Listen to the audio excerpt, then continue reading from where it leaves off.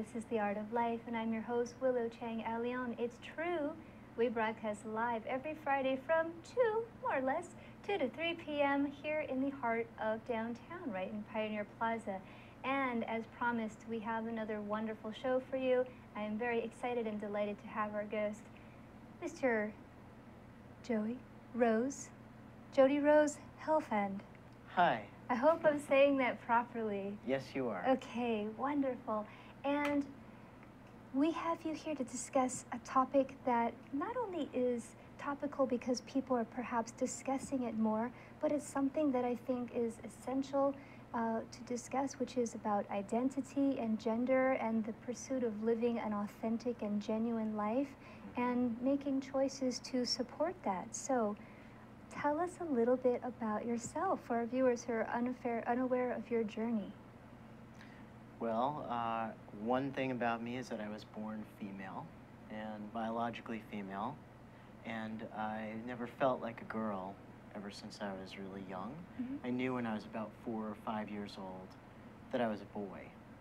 So when I was 20, I started the process of changing my gender from female to male. Okay. And that's one thing about me, and it doesn't define who I am. Right. But it is part of living your truth, you know, and it is part of what I believe is essential for every human being, which is to follow your heart and to live your truth, live your authentic truth, just like what you were talking about. Definitely. So I want to bring it back to something you mentioned, and that was at a very young age, and that seems to be a commonality when people decide to, not decide, but when they change over, is that they feel it at a very young age. They're self-aware, and there's an understanding, an acknowledgement that just something is not fitting the way it's supposed to. How did it manifest for you as a child? Well, it was more of a feeling, Mm-hmm. you know, and people sometimes realize this later on in life. Everyone realizes it, I believe, at a different age. Okay. But for me, when I was younger, I never really felt the essence of a girl, whatever that means, Mm-hmm. because in many cases, gender is actually a construct. Absolutely. It's constructed up, right? And so, but when I would look around and see the, you know, other quote-unquote girls doing girl things, it just, it never resonated with me on an energetic level, actually. Right. When I think about it now at this point in my life, I always just wanted to do everything the boys were doing. I wanted to play with all the boy toys. I dressed like a boy. I got mistaken for a boy. I mean, I was born a boy. So it's an essential feeling inside that you have. Like, essentially, I could say to you, how do you know you're female? Right. It's the same kind of thing. So it's an essential, you can't prove it, you just know it's true in your heart. Very good points. I need to ask our people in control, ground control to Major Tom. Is my microphone still on, by any chance? Okay, sorry about that. I didn't get to hear the omniscient voice of Jody. Thank you for taking the time to explain that. It brings up a really good thing. On my small little, I like to recycle. We talked about this a few shows ago. This is my junk mail. And I wrote here constructs as a prompt because you mentioned something that I think, unless people have studied it or had that discussion, maybe they're unaware that gender is a construct. So this idea, something, I'm going to take the most basic, simple one, is if someone is expecting a child and they ask if they're having a boy or a girl, and if they find out what the sex is of that child, then they often buy a gift prompted on that. So maybe it's, oh, we're going to have a baby girl, we're going to paint the bedroom pink, or we're having a boy, so we'll get him a dump truck for a Christmas gift. But could you maybe elaborate in a deeper way the constructs of gender? Because it's many more things other than colors or hobbies. I mean, it encapsulates a whole universe of different preferences that are kind of encouraged by society.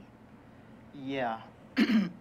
Well, if you think about the idea of language, and if you think about other things in our lives that are constructed up gender is just one of those many things. In relation to gender itself, from a very early age, we take our cues a lot of times from what's around us, our parents, the music we listen to, our teachers, the TV shows we watch, all of this. It's a programming, and it's constructed up based on the opinions and beliefs, ideas of society in relation to gender and gender roles, gender identity, gender props, right? So when you think about it being constructed up, and this is for everybody to think about really, you look at yourself and you say, am I balanced in a way of female, male energies, or am I creating that balance? Because life, in my opinion, is about balance. When you're balanced, you have a healthy connection with yourself and with everything else in the universe. Right. And so when you look at that, first you think it's constructed, and you have to admit the truth that it is constructed, and be willing to look at yourself as sort of a witness outside yourself to say, okay, well, you know what? I actually always wanted to dress a little more masculine, even though I feel like a girl or a woman, I want to dress more masculine. For men, some men might say, you know what, I've always wanted to buy a pink shirt, but I didn't buy a pink shirt because I felt that it was the construct of gender that I needed to wear more masculine color. So it's these constructs that we all really need to look at, and it's important for us to think about that so that we can be our true expression of ourselves without worrying that people are going to make assumptions. They're always going to make assumptions anyway, that they're going to judge you.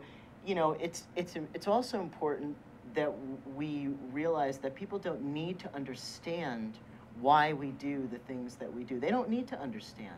I don't need to understand why you chose that dress. You don't need to understand why I chose my clothes that I'm wearing. Who cares? It's just it's the ego's desire to understand everything, when the reality is we don't understand anything. That's the truth. You have to embrace that uncertainty, right? And that relates to gender. It relates to everything. It relates to changing gender. It relates to all kinds of things. So I would say, in relation to gender constructs, that it's good to just educate ourselves about who we are inside. Get to know ourselves, and don't worry about what anybody else thinks in relation to how we do gender. I always love that bumper stickers before the memes, which was, what you think of me is none of my business, which it's kind of awesome. Well, if you're going for a job interview, it might matter if you're going to look for a raise, but ultimately what you were saying, if you're living your authentic, true self, your life, and you're committed to that path, I wouldn't even say pleasure, the feeling of being balanced and the ability to then be responsive in your life as opposed to being reactive is a very different journey than concerning yourself all the time with what other people think, because we don't have any control of what other people think. We only have control, if you want to use that word, over what we think. If even that. Even if that. Even if that. Right. It's more of accepting what we feel and think, and expressing our inner truth. Yeah. It's important to just live from your heart. That is the most important thing. When you do that, you create transformative sharing. And that is really what I like to talk about, you know, because changing gender is something that I did because I followed my heart. Right. And through following my heart, I created transformative sharing with myself and with my environment and with the community of people that I interact with on a daily basis, and understanding that when you do that and you create transformative sharing, it's a reciprocity happens. Okay. And that's the law of the universe, reciprocity, right? So it all relates back. We all like mutual back scratching. It's it feels kind of good. Yeah. I want to ask you some questions that perhaps our viewers may have. I did not solicit for questions because I like to be in the moment, but you're always welcome to follow up with the conversation on our Facebook page. That being said,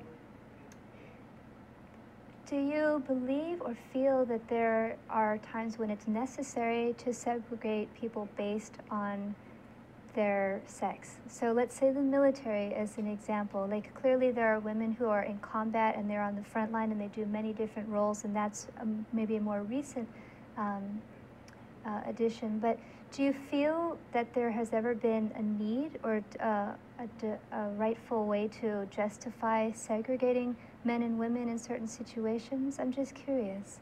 I just believe men and women are capable of the same exact things. Mm-hmm.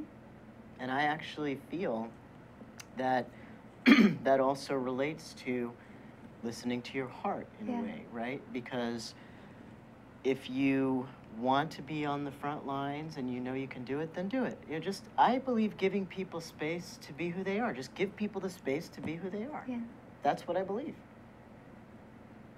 Can't argue with that. What's not to like? I brought something. This is kind of just out from left field, but I clipped this out because I really liked it. It's been sitting on my dresser at home, so this is in no means an endorsement. This was an ad for Pantene in what some might classify a women's magazine. And the ad says, sorry, comma, not sorry. You can see the large font there.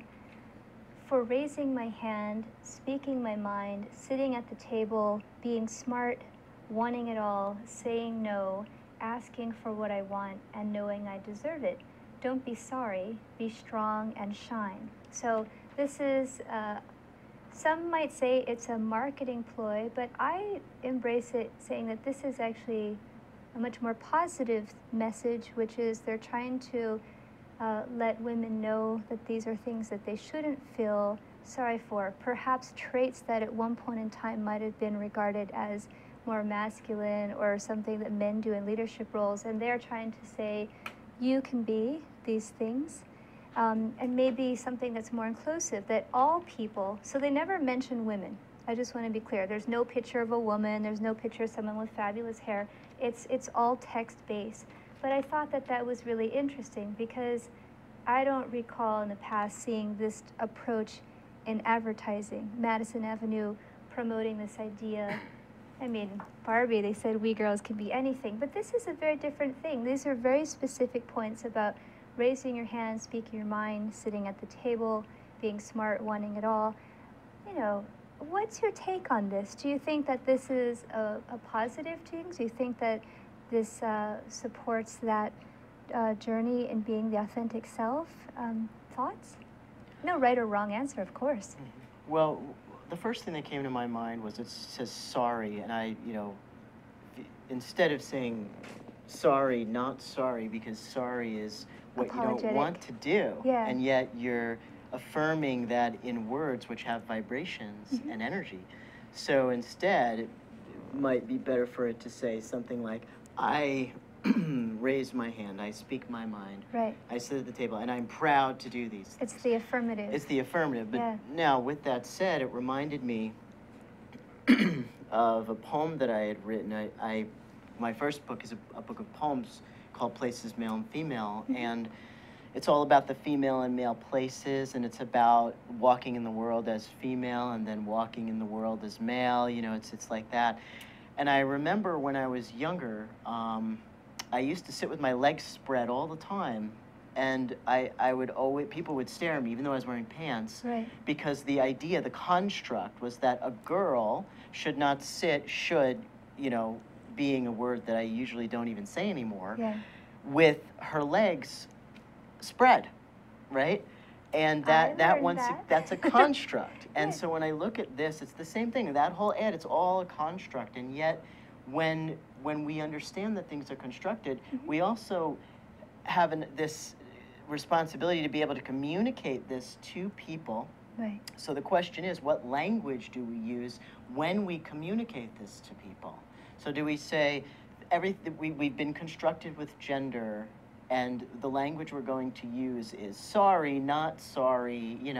It does look, it's an ad, and the font is definitely strategically placed. Don't be sorry, be strong.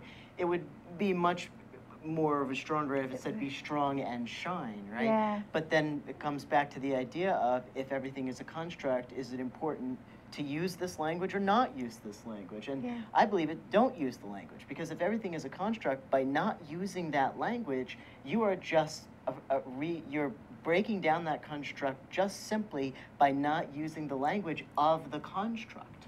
Absolutely. Right? Before we cut to commercial, I want to just add my 2 cents that so many of these things to me resonate as what I affectionately call plantation mentality. I mean, it's very common for, there's a tendency in Hawaii with the local mentality to not speak up, to not raise your hand, to not rock the boat. And so I think that even though this was perhaps aimed at women, many people can take that to heart, even if the language isn't proper. But I totally understand what you're saying. It's something to think about, and we'll have many more things to think about. We're just going to take a short break here on The Art of Life.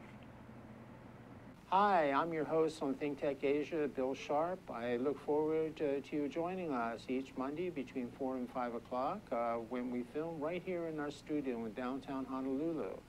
The show, ThinkTech Asia, focuses on contemporary events in Asia, and by Asia we mean anything from Hawaii, south to Australia and New Zealand, west to Pakistan, and as far north as the Russian Far East. Clearly, this is one of the most economically dynamic centers of the world, and we bring you up to date on what's going on in a whole host of countries in this very vital region. We look forward to seeing you. Aloha. Aloha, I'm Hunter Hevlin, host of Sustainable Hawaii here at ThinkTech Hawaii. You can tune in every week on Thursday at 2 p.m.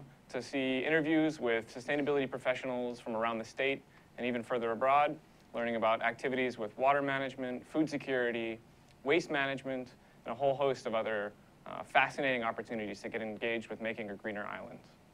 So if you're interested in making the transition from consuming individuals to communities of producers, check us out every Thursday. Aloha.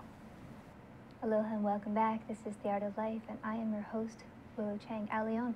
Today we have a special show where we're discussing both gender and identity, in addition to the constructs that contribute to both of those dynamics. And our ghost, I'm so excited, I'm just like making up my own language here. We're giving up the ghost. Our guest is Mr. Jody. So nice to have you here today. Hi. We have some images that you provided at my request, and I'd love to run those because I have a tendency to get very excited and then we don't always get to the images. So Okay. we'll take it away. Here it is. It's funny you said ghost, because that I used to talk about the ghost of the female, Mhm. you know, but I don't believe in that anymore. That's when I was younger and figuring things out. Yeah. So when I look at that picture, I see the same person now. Mm-hmm. And because I balance male and female energies. And without the girl in that picture, I wouldn't be the man that I am today. Right. You know what I mean? So the girl meaning the physical embodiment of that, or walking around and being perceived as female, Mm-hmm. socialized and conditioned as female. Right. And that's a whole different, you know, I'm a man, but I was socialized and conditioned as a woman. I walked in the world as a woman being discriminated against Right. and harassed and almost molested, you know what I mean? So I understand what that's like. And then changing to walking around in the world as a man is a completely different experience, but in a lot of ways just as intense. Yeah. So there's all these permissions which I've deconstructed, and I reconstruct it up without any of those permissions. You do it in your own way, right? Fantastic. Do we have any more? I think we might have a few. Yes. I love this picture. That's when I was at the Grand Canyon, and that was a beautiful trip. I really felt restored and rejuvenated, you know, rejuvenized Right. and just regenerated. Mm-hmm. Because when you look at something so expansive, And vast, yeah. you really understand your connection to everything. So that's when I was at the Grand Canyon. Beautiful. I'm tempted to say every American should go, but I almost feel like every person should go. Yeah, You every know? person. Yeah, absolutely. If that's what they want to do. It's a calling. Yes. We have to ask you about the beard. I mean, this is probably something that perhaps keeps you in that same position as a woman. We talked about permission, and a lot of times with women, there's this maybe idea it's okay to like give a little squeeze or to touch them on the shoulder, or if they're expecting a baby, strangers just want to touch their belly. I'm curious if your beard treads into that same territory. Do people like want to touch your beard, or I mean, what do you think the nucleus is of that, other than maybe people wanting to connect? Why do you think there's this drive where people feel not only the need, but perhaps entitled to go into someone's physical and personal space and make that connection or touch them? I really believe that everybody wants love. Mm-hmm. That's what I believe. And so when people are doing that, they're in some way reaching out because they want some kind of love and connection, like you said. Right. With that said, I do set boundaries Mm-hmm. because I don't want everyone's love. So, you know, but the thing about it is, I always say my eyes are here. Yeah. Because that, you know, a lot of people do just stare there, or some people want to touch it without asking for permission. Wow. It's the same problem I had when I had breasts. It's like, you know, so, but the thing is, I always pictured myself when I was little as with a shaved head. I shaved my head when I was like 24. Okay. And I've never had, I don't have hair. I don't even care. I shave it every day now. Yeah. So I always pictured myself with a shaved head and a big, long beard. And that's the way it is. So I grew it, you know, and I love to finally be the image that I've always seen myself as in the world, you know. You know, you said something and it made me think of a Pet Shop Boys lyric. So let it be known, I'm a PSB fan. But there's a lyric where they sing, "I never thought I'd get to be the person I always dreamt I'd be." My apologies if I'm misquoting it. It's from a song called Being Boring. But I always thought that there was so much beauty and truth in that, because when you're on your pursuit of trying to assess who we are, which is always in a state of flux to varying degrees, when you come to a point where you realize, like, my goodness, these things that I wanted to embrace, these things I wanted to become or that I aspired to, if you're living that, it is very humbling. It is kind of surprising if you can step back and say, wow, I'm living this life that I always felt was the life I was supposed to have. It's a remarkable thing. And I don't think it's necessarily an ego thing. It can be definitely an expression of humility. But what do you think? Have you had those moments where you say, yeah, it all worked out the way I had hoped it would. Took some time and here I am. Yes, I have had those moments. Yeah. I've had those moments in my life, not just with my gender, Mm-hmm. but with other things that I've done, Yeah. teaching and just getting degrees or publishing, things like that. I worked really hard for those things. And then when I look at, you know, being able to transform the way that I did, that I worked really hard for that too, going through being my own doctor with doctors who didn't know what to do or how to even treat me, walking out of doctors' offices when they were rude or very abusive to me, you know, just throughout all these years. Yeah. Finally, at this point in our society, which is we're getting to the really good point, I mean, on Facebook, there's big communities of people who talk all about gender changes, and when I was changing in the 90s, there was nothing like that. So we've really progressed to a place where we can actually move faster at becoming our authentic, true selves because we have all this support from other people. And that's really important, that connection. Yeah. That's the transformative sharing. When you listen to your heart, you go seek. When you seek, you create transformative sharing with other people who are listening to their hearts. And so, you know, that basically that all relates to one day waking up and saying, look, I'm doing this. I have a food cart, or I changed my gender, or I have my own TV show, I have my own radio show. Yeah. Whatever it is, you wake up, I did it. And that's because you followed your heart. That's the reason. Absolutely. And, you know, I want to just kind of bring it back to perhaps people who are watching. They may never do something that seems as expensive as changing their gender, but everyone is on this process. And we're always, like I said, in the state of flux. I think sometimes people feel a comfort level that they associate with something that feels secure, that's stoic, that's plotting, that's safe, that's predictable. But the reality is at any point in your life, if you think of who you were 5 years ago, 10 years ago, 20 years ago, I mean, if you're pushing 40 and you want to assert that you're the same person you were when you're 15, it's kind of scary.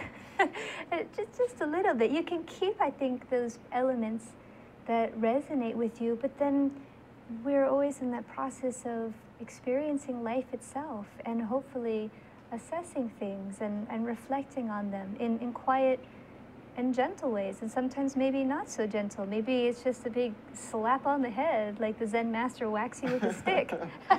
Yeah, that's very true. And that relates to being comfortable with uncertainty. Because when we get into these patterns of behavior, we are creating a false illusion of safety. Right. When there is no such thing as being completely safe. You are already safe, protected, and loved. You are. Yeah. But the thing is that we're so afraid that we're not, that we create this false illusion that we are by being in our strict pattern. That's why traveling is so important. You need to change your perspective. Yeah. When you change your perspective, you see everything in a whole new way. And that's, otherwise, why do things? I mean, it's important to always look with fresh eyes. I couldn't agree more, because I'm a traveling maniac, although I didn't have the means to do that when I was younger, but it's something that I have been fortunate enough to do. And I want to say, for every naysayer, because I can hear you guys, I've been around enough naysayers where people say, oh, well, it's easy for this person because they don't have kids, or they don't have a mortgage, or I can't afford to blah, blah, blah. You know what? I think even if you go to a different bookstore or a different coffee shop, or you drive to the other side of the island, or you go for a hike, maybe you never go hiking, maybe you like to watch football, any of those things are still employing the energies of traveling and being out of a comfort zone and experiencing something new. Maybe it's just going at nighttime instead of daytime, provided that you know how to drive at nighttime. Maybe it's just taking a walk in the rain instead of the sun. And so I just want people to know, you don't have to have a trust fund to go traveling. You can even change up your mailing list, your Facebook sites, your reading list, the friends you hang out with, you know, go to a museum that you've never gone to. There's many ways to jumpstart that process. Yeah, now there's all kinds of websites where there's one, you know, it's a couch surfing thing, but you don't always necessarily sleep on the couch. Right. And it's free. Everyone on there, it's sort of like a community that checks there's a check and balances type of thing, so you're not going to be staying with like some weirdo or something. Maybe you are, who knows, but you got to be careful when you do things like that. Me too, right? I'm the weirdo. So, but the idea is that there are so many more opportunities, but when you get stuck in your patterns, you do not know that these opportunities exist because you don't even think about it. Yeah. But when you just step, like you said, go out walking in the rain, do something that you would never do. I had a friend once tell me, I never meet anybody. I'm looking for someone and I never meet, you know, someone to date. And I said, well, what would you never do? Yeah. I would never go to the chess tournament, or I would never do this. Well, then do it. Yeah. Go do something like that. Absolutely. Because then you will meet someone. Something to think about. What would you do that you haven't done before? We'll be right back on The Art of Life. Aloha, Yappers, and a Happy New Year. I'm your host, King Zilly. From inner city out to the platform and now on the Yap Show. It's a new year, and most would say a new beginning. So this is a call to action. As we promote tech, energy, diversification, and globalism, with ThinkTech Hawaii, the Yap Show is all about advocacy for effective leadership, comprehensive youth policies, programs, and access to knowledge and information for upward social mobility, especially for the historically underprivileged youth. This means we'll be looking at young people making a difference in their community, youth policies here in Hawaii, the country, and the world. We want to highlight youth programs that are meeting young people where they are, working together to accomplish a goal or tackle an issue while providing information and access to free educational content for anybody looking to learn on their own time, study for an exam, or simply refresh their memory. We do this by inviting everyday people like yourself, state policymakers, youth advocacy groups, youth programs, professionals, and so forth. But most importantly, we'll be partnering up with my new organization, causeeffect.org. More information on Cause Effect, as this website is currently in development and hopes to feature courses, seminars, tutorials, and conducting surveys that will be featured on the show. As we leave behind 2014, I wish I could say we leave behind issues such as police brutality, youth violence, education, economic mobility, and so many other hot-button topics that made 2014 a difficult year. So what does it mean for the new year? What does it mean for youth policy? What does it mean for Hawaii as a whole? And most importantly, how does it affect you and your community? We want you to tune into the YAP show at 3 p.m. Friday and find out. Aloha. Aloha and welcome back. It is The Art of Life. If you don't have the luxury of watching us live on ThinkTech Hawaii, you're always welcome to check us out on YouTube. We have a ThinkTech Hawaii channel, and I also put these episodes on the Art of Life page on Facebook. So be sure to join us there and join in the conversation. Jody Rose is in the house, and Hi. we're going deep. We're spelunking in the realms of the psyche and the heart and the spirit, all in the pursuit of doing things that support our genuine and authentic self, which I think is a really important conversation that seems to be embraced on a larger scope than maybe in the past. It maybe was considered an esoteric thing, and people would see a man on the mountain, or maybe they studied Jungian psychology, or maybe they picked up a book on dream interpretation. But it seems like more people are open to having this conversation with themselves. You work in this type of field. What's your reading on it? You mean just about living an authentic life? Yeah, maybe just people even entertaining that concept as something to strive for. Well, we have these voices in our heads often that tell us things. For instance, I really don't like my job, or, you know, this is the last time I'm going to deal with my boss, you know, and yet the person stays at the job for 5 more years. So I would say, in the pursuit of an authentic life, take responsibility for your actions, but also remember that you have free will to change at any time. Yes. And one of the issues with living an authentic life is that many people forget they have free will, or they're too afraid to change. Yes. They're too afraid to take a risk.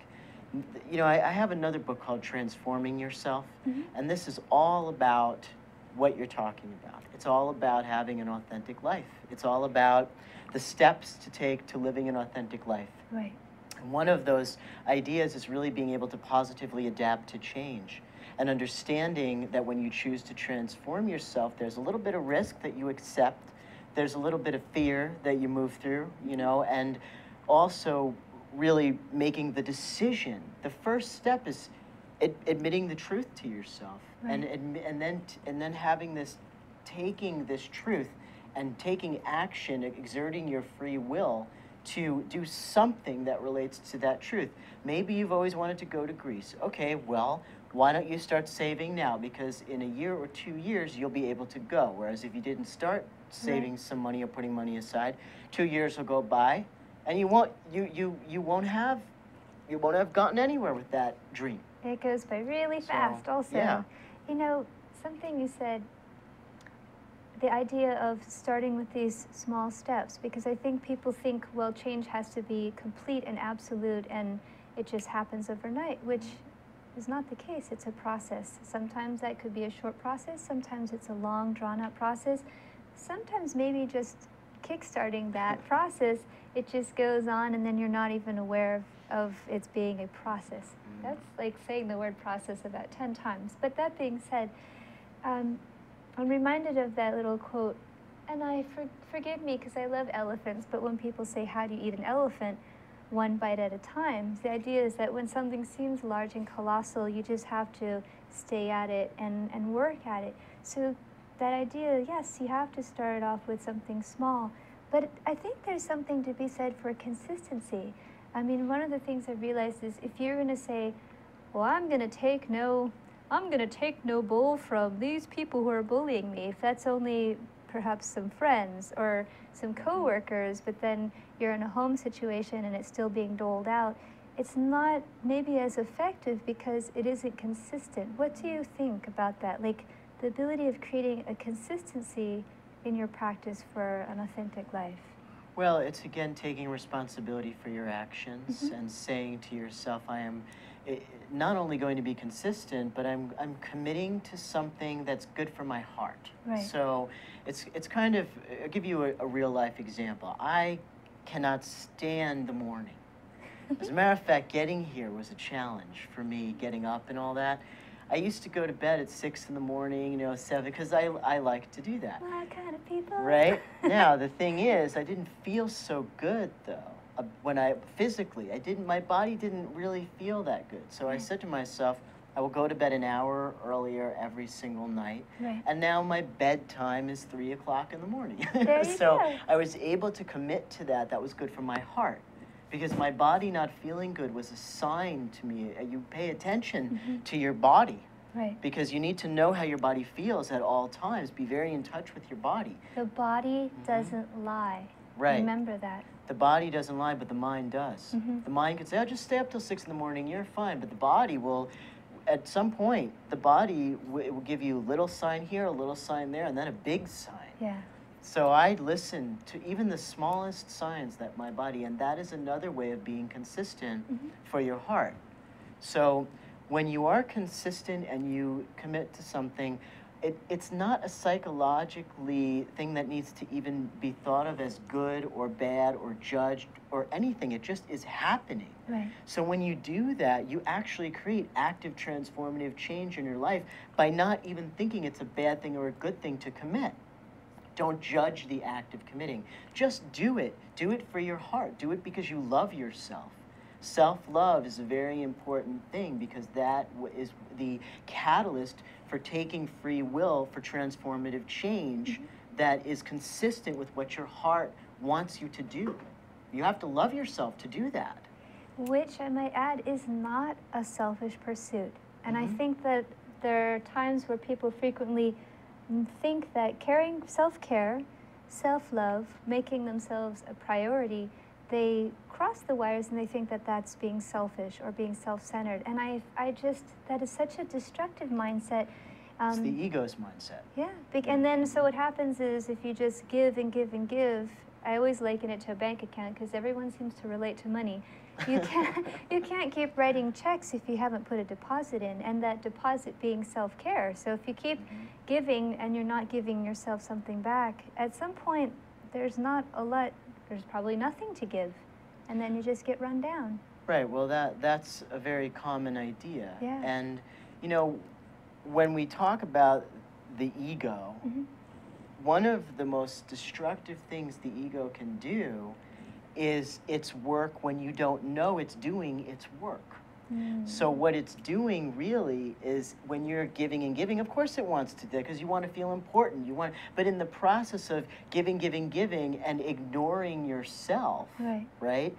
The ego is so happy because it's a destructive process. If you ignore yourself, at some point you're not even going to be able to give anymore. Yeah. And that is just a fact.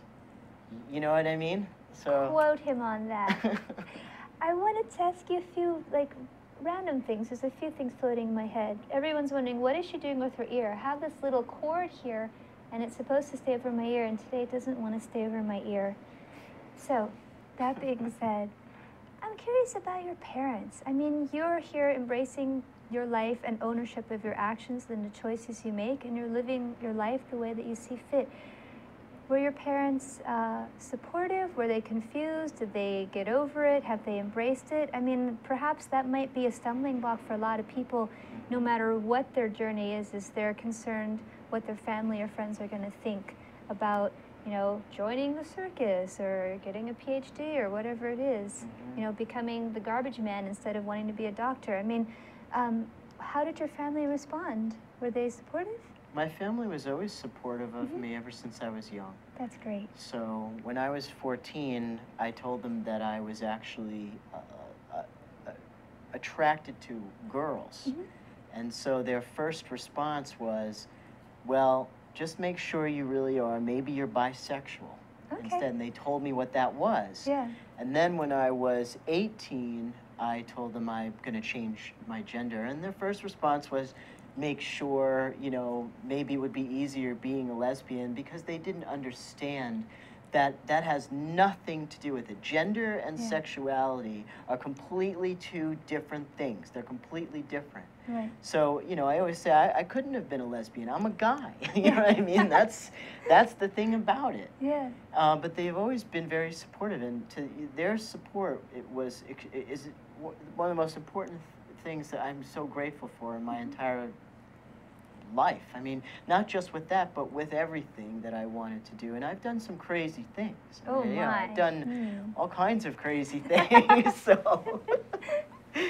Okay, random idea number 2, and my apologies in advance because I don't have an image to show, because as I mentioned during the break, it came to me when I was running out the door. And I was thinking about, in various sacred practices and religions, how there are ideas of trinities and shifting identities, and it actually is quite fluid. So, you know, if you're a Christian, the Trinity, the Father, the Son, the Holy Ghost, I mean, there's burning bushes, there's all kinds of interesting things. And if you go into the Hindus, you know, Vishnu and, you know, avatars, and it's complex. And the one I thought of was Kuan Yin, so who's associated with Buddhism. Perhaps the Japanese might know as Kannon, Kuan Yin, and all of these incarnations. And what I found was interesting, because I only learned of this about 3 years ago, and I've grown up with Buddhist rhetoric and thought and theory and artwork and all those things, is that in the original form, Kuan Yin was a man and depicted as a man. And if you see Gandharan sculptures from Afghanistan, you'll see just a tiny little mustache, kind of this little like Salvador Dali thing going on. But now when you see Kuan Yin, she's always she, first of all, pronoun. She's depicted as a goddess, and, you know, in flowing robes, and the goddess of compassion and mercy, and holding her willow branch and her vase of tears and what have you. And I remember when someone had told me, they said, oh, well, you know, Kuan Yin used to be a man. I was surprised, because this, like, really, I said, what are you talking about? Like, Kuan Yin is the feminine divine, and she's a goddess, and she's like one of the most well-known goddesses in all of Buddhism. So I went and I researched it, and gosh darn it, they were right. Mea culpa. And I was surprised, because I took that as an opportunity to look at it and think, why was I so fixed on thinking, one, that I knew what Kuan Yin was, but that I was just willing to accept the current incarnation of how Kuan Yin is presented. Any thoughts? Has this ever come up? You know, it's kind of interesting stuff to go from being a man to a woman in a religious context or a sacred context. Yeah, it is interesting. You know, my universal idea about this really is that if they're male and female energies, you have balance. Yeah. And when you want to achieve more connection with the world, with others around you, the feminine and masculine balancing that out creates that connection. So I might look outwardly male and look at, people might say that's a masculine person. Right. But I'm masculine and feminine. I you know, in terms of energy, right? Because get away from all the definitions and all the words and all that. Deep down at the core, I feel masculine and I feel feminine, whatever the essence is there, if we must put a label to it. But really, when you look back at what you were saying, I think that's a message to humanity, that we must embrace every part of ourselves. If we are only male, male, male, male, and we only do quote unquote male, male, male, male things, there is a very bad imbalance there. Yeah.